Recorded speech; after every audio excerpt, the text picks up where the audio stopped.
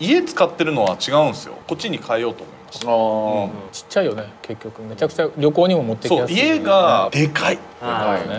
小型な方がいいですね。もう旅行行く時とかはもう、でも旅行にも絶対持っていくんですよ。僕ホテルのドライヤー使いたくないんで。そうですね。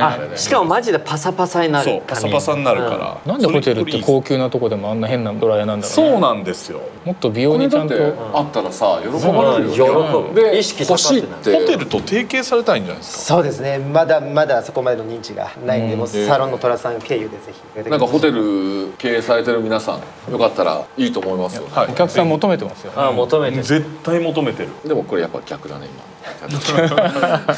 すぐに開発会にかけますね。